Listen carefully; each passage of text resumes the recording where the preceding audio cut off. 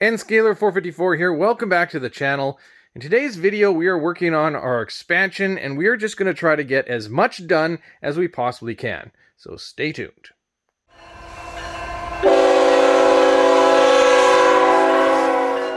The first thing we need to do is build a platform to bring it up to the elevation of this section right here. From the top of the plywood here to the, top of our benchwork, that's 3 inches exactly. So I needed to cut some blocks that are exactly 2 5/8. So once we put our plywood on top of that, that will get us to about there. And then 1/2 inch foam, and we are exactly the same.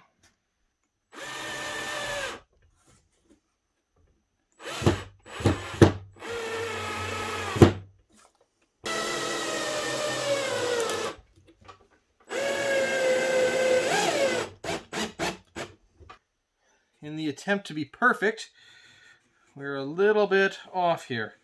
So, take this.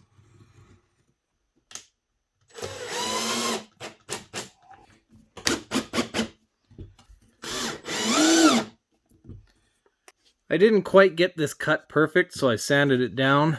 And now, when I slide in my riser, that is going to be a pretty good transition. And that is where the descent will start. Before I bolt the two sections together, there is a bit of an overhang right here in the cork roadbed. So I'm going to cut that back just to where the track starts.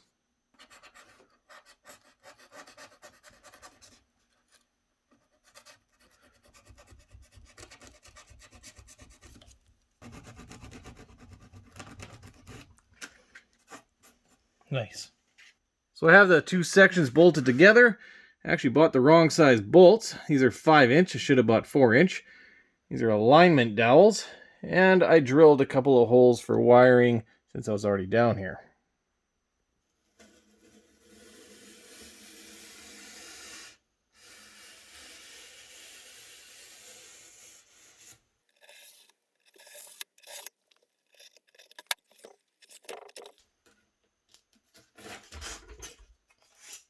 When cutting this pink foam, a brand new blade really can make a difference in how easy it is to cut.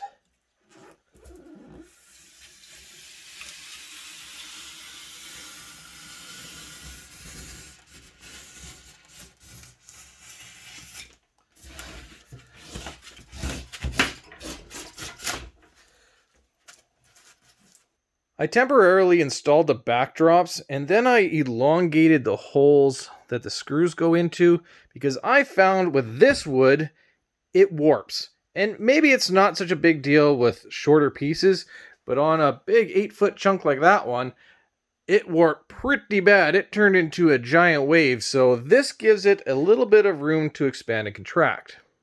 The backdrops are installed and they look awesome.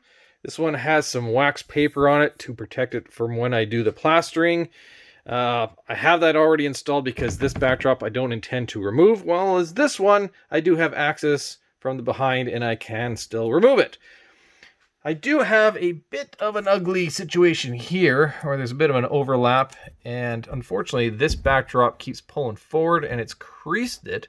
Now I do have an idea how to keep these aligned, but it might be too little too late, and I might have to cut this off and maybe glue it on or something, but right now that doesn't look too attractive, but whatever. Anyways, it is time to install our foam, and as usual, I'll be using the PL300 foam board adhesive. Now this is really old, so I may find that this is like dried up, in which case I did buy another tube, so we're good to go.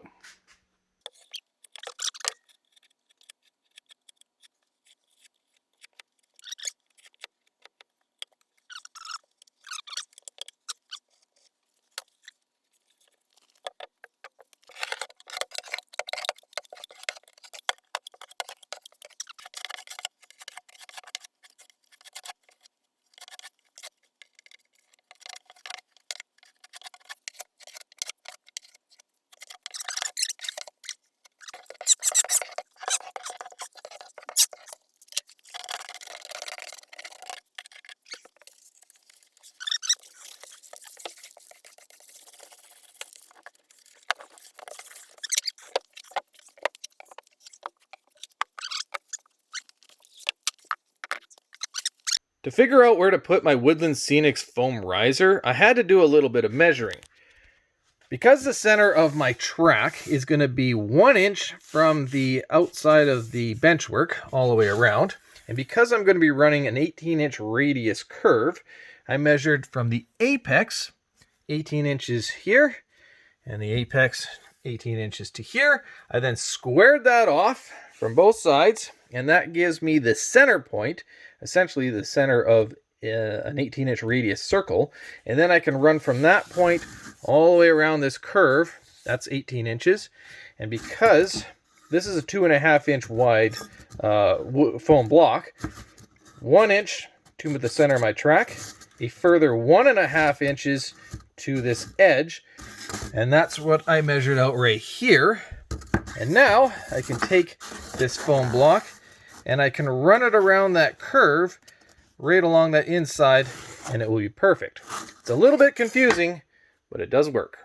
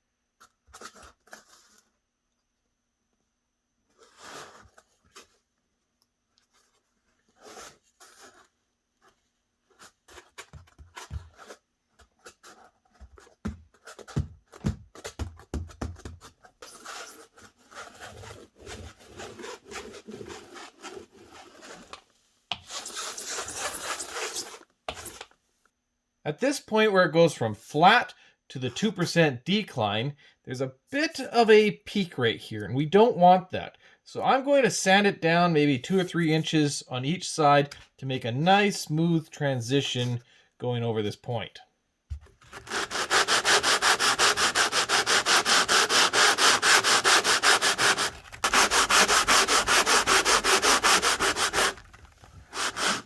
Oop, that's what I was worried about doing. Okay.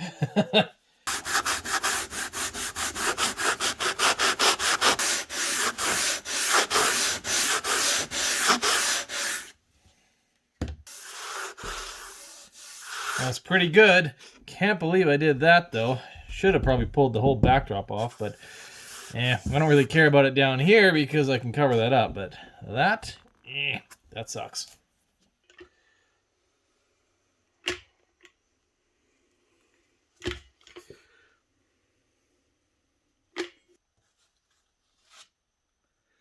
Ooh, that's a lot. That's a lot.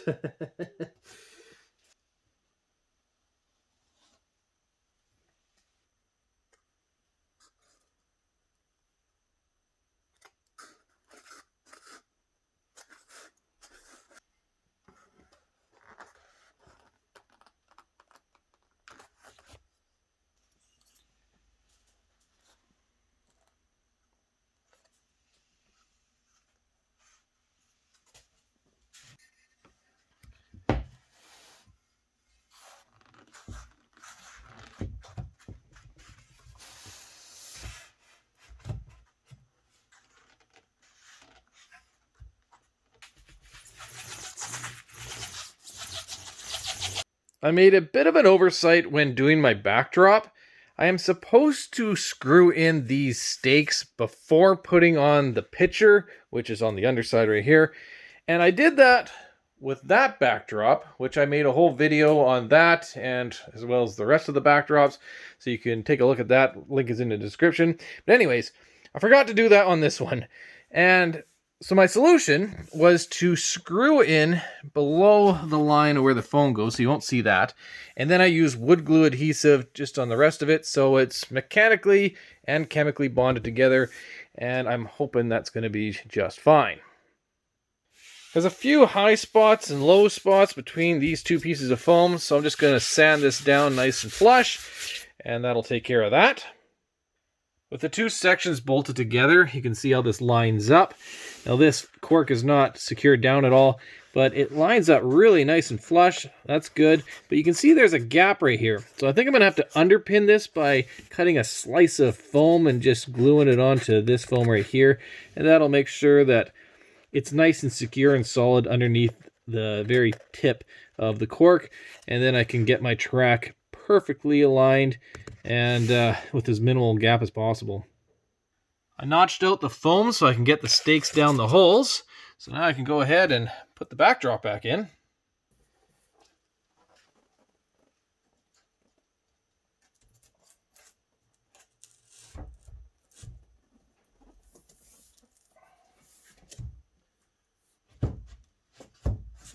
That's good.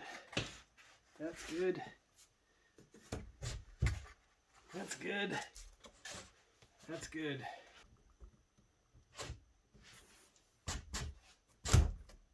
You haven't noticed, it's a snug fit. Whatever. We're leaving it for now. Oh yeah. That is the backdrop we're going to be running in front of our rail yard.